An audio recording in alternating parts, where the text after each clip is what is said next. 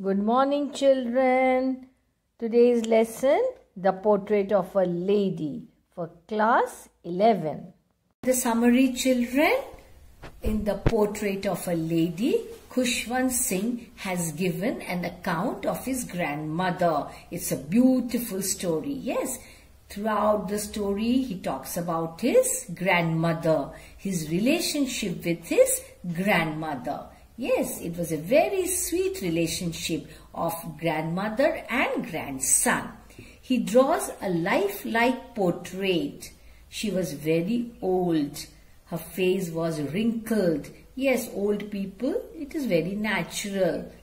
Her hair was white. It was hard to believe that once she had been young and pretty. So now Khushwant Singh finds it difficult to believe that once grandmother was very beautiful. Yes, because she was young at that time.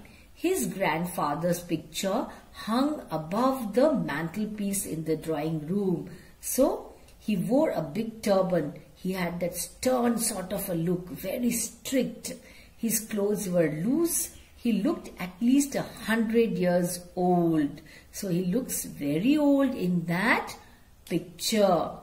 It was hard to believe that he had once a wife or children, because in that picture, in that photograph, the grandfather looks very old. So Khushwant Singh finds it very difficult to believe that once he must have been very young, he must have had a wife, he must have had children. He finds it difficult to believe. Who? Khushwant Singh.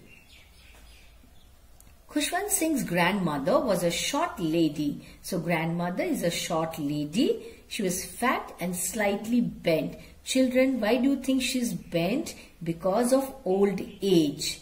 She couldn't walk straight. She hobbled about the house.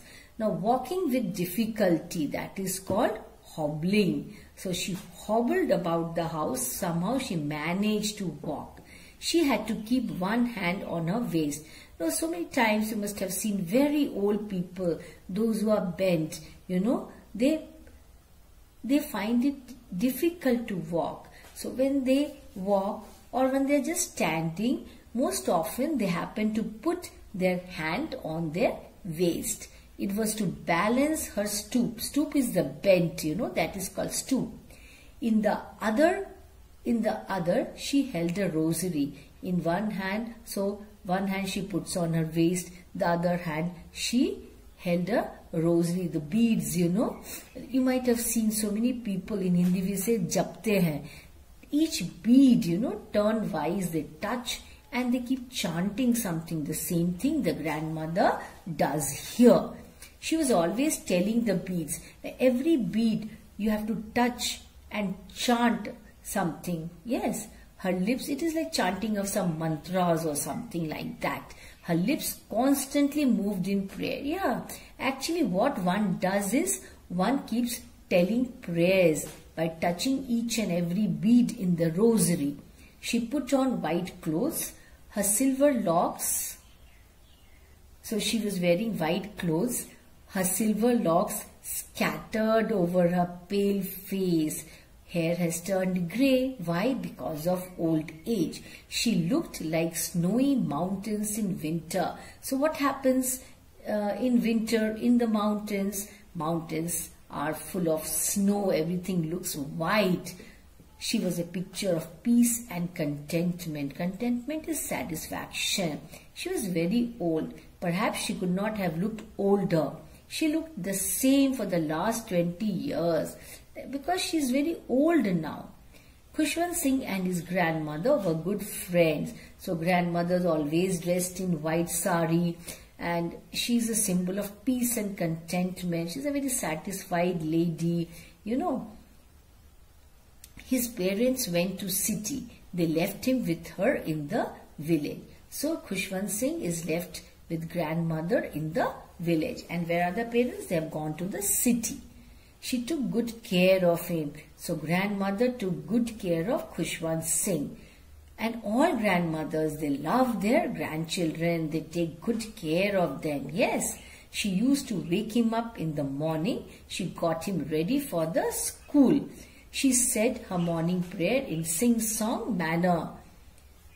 She hoped that he would learn it by heart, but he liked her voice but never bothered to learn. So Khushwant Singh was not bothered to learn the prayers. Then she would fetch his wooden slate. She had already washed it and plastered it with yellow chalk. She would take an earthen ink pot and a reed pen. So all these things she would keep ready. She would tie them in a bundle and hand it to him because now he would be ready to go to school. She would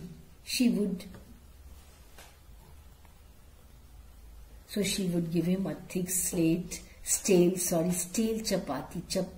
So stale chapati, opposite of fresh is stale, with little butter and sugar spread on it. So that is what she would give Khushwant Singh. It was his breakfast, so he would get some stale chapati with a little butter and sugar spread on it. One thing let me tell you, children love eating chapatis with a little ghee and sugar on it. Yes. She carried several stale chapatis with her for the village dogs. She was very fond of birds and animals. His grandmother always went to school with him. The school was attached to the temple. The priest taught children the alphabet and the morning prayer. The children sat in 2 rows in the veranda. They would sing the alphabet or the prayer in a chorus. Yeah, and that is how children learn, pick up very fast. How? By singing, you know. Small children, A, B, C, D also they sing and all that. Prayers also. Learning is faster by singing. The grandmother sat inside the temple. She would read holy books. Then they would walk home together. So after his classes were over, they would go home together.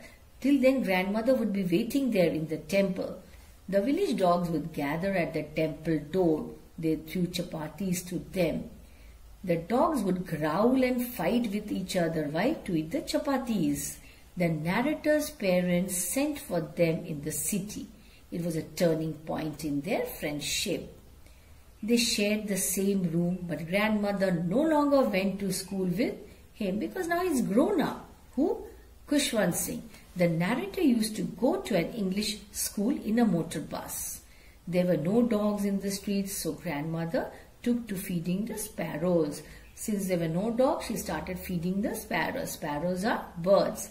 Now years rolled by, passed by. They saw less of each other. Sometimes she would ask him what the teacher had taught him. She did not believe in the things they taught at the English school. She was interested only in holy things, in prayers and such things. She was unhappy. She did not like English or science. She felt sad that there was no teaching about God and the scriptures at school, all religious scriptures and about God. She was interested only in that.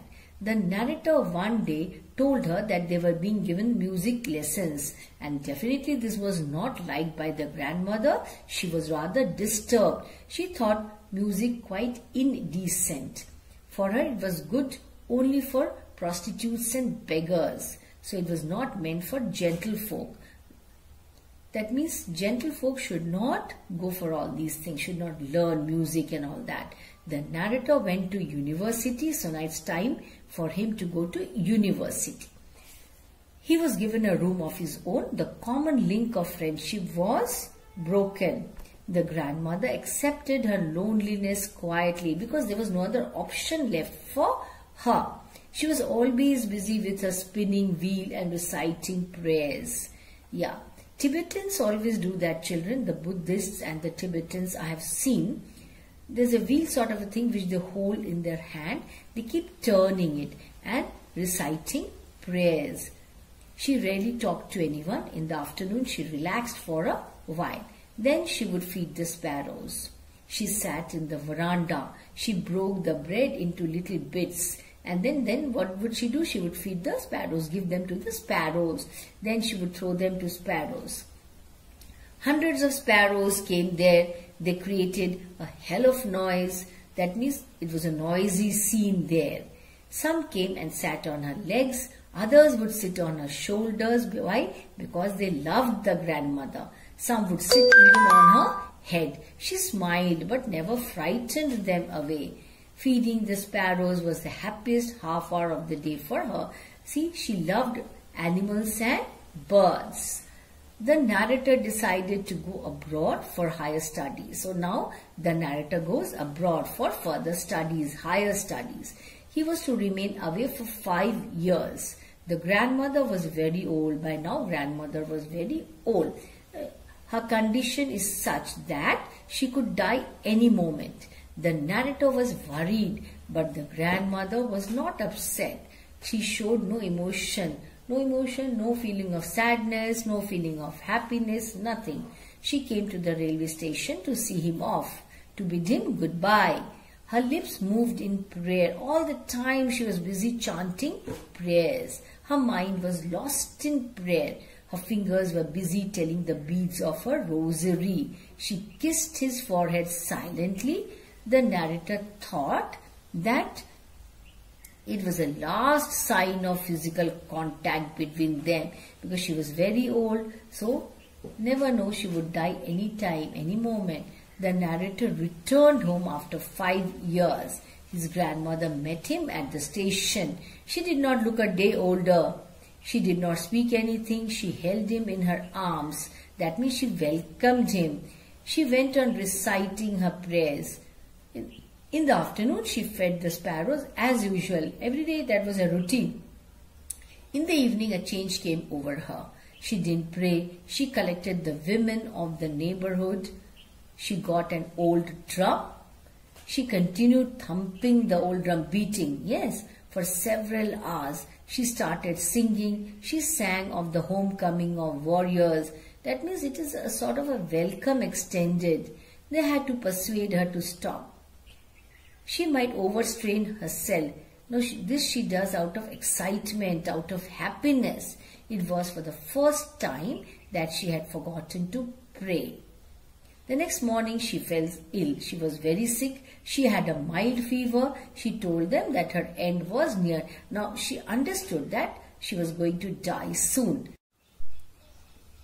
So now grandmother understood that she was going to die, that her death was approaching, and so what happened? She realized that she had forgotten to pray. She had a mild fever. She was very sick. Now she understood that she was going to die. She did not want to talk. She wanted to be left all alone. It would be waste of time. She ignored their request. She lay peacefully in bed. She was praying and telling beads. So she was busy praying. The rosary fell down from her lifeless fingers. That means grandmother was dead. Her face looked pale but peaceful. She was dead. She was laid on the ground. She was covered with a red shawl. Arrangements for her funeral were being made. Now, it was evening. The sun was setting. They brought a wooden stretcher. They stopped halfway in the courtyard. Thousands of sparrows sat near her dead body. It is as if the sparrows had come to have a last glimpse of the grandmother. Why? Because she loved the sparrows. Remember, every day she would feed them. They did not chirrup. That means the chirpings of the sparrows was not there. Everyone felt sorry for the birds. The narrator's mother brought some bread. She broke it into little crumbs. Crumbs means small pieces. She threw these crumbs to the sparrows. The birds took no notice of them. Then they carried her dead body outside. The sparrows flew away quietly. They did not eat the breadcrumbs. The breadcrumbs were still lying there in the courtyard. Evidently, the sparrows had come to mourn the death of the grandmother. See, that means this shows that even the small creatures like the sparrows loved the grandmother. She was known for her love, care, affection and simplicity. So not only Khushwan but also the birds and animals were very fond of the grandmother. Why do you think so?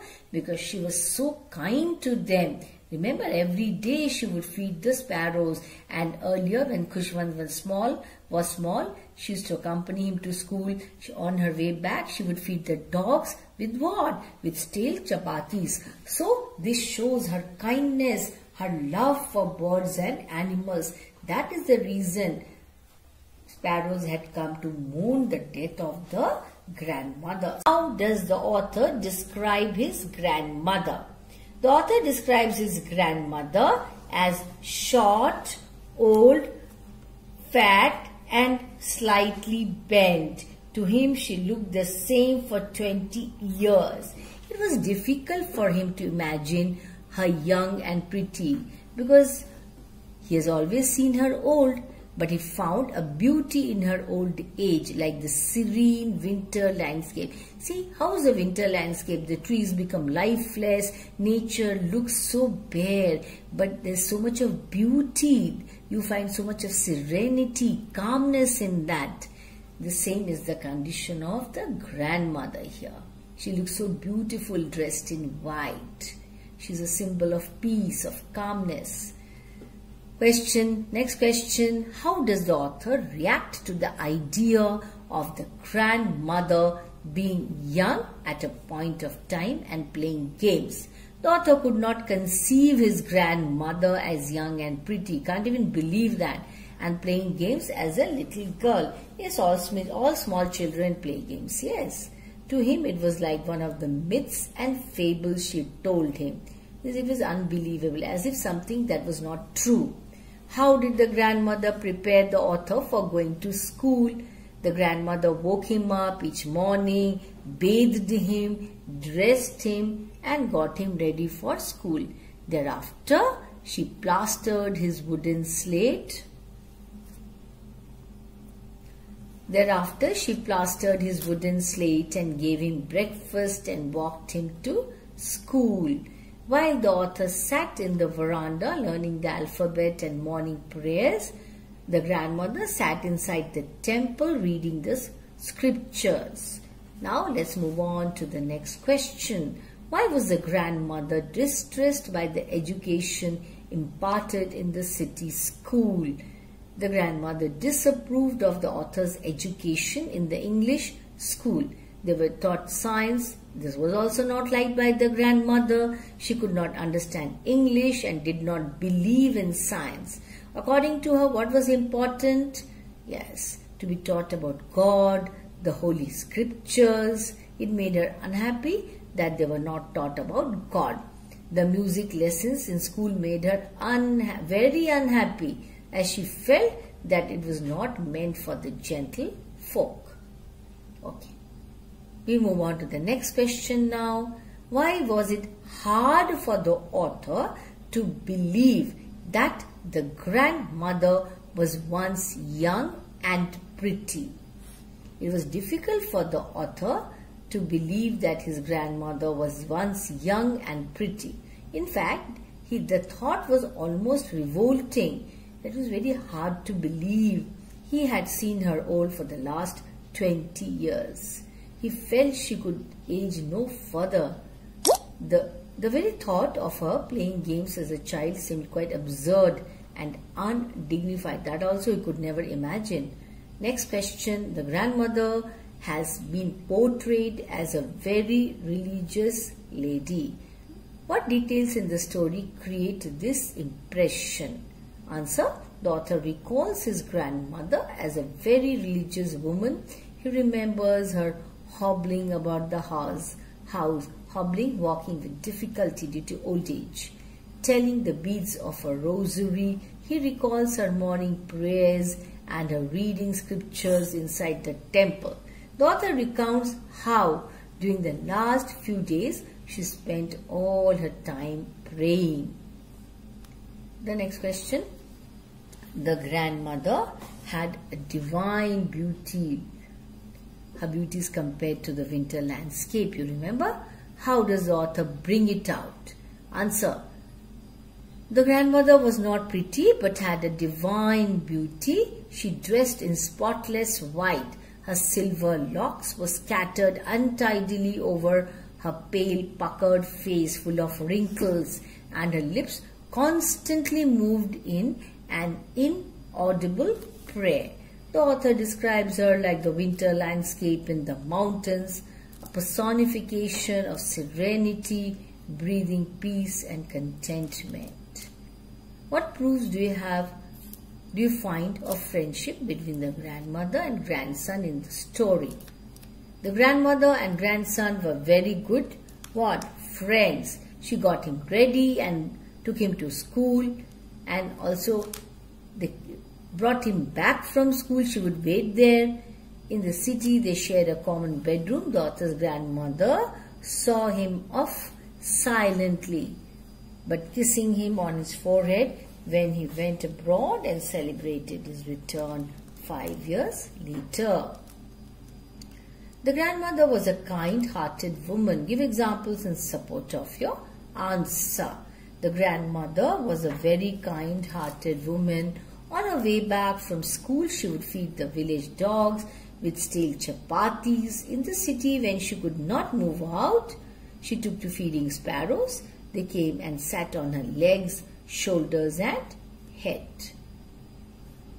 This was a turning point in our friendship. What was the turning point? Yes, the turning point in the friendship arrived when they shifted to the city. They saw less of each other as she could neither accompany him to school nor understand English. She did not believe in science. She could not keep pace with the author's modern education that he received in the city school.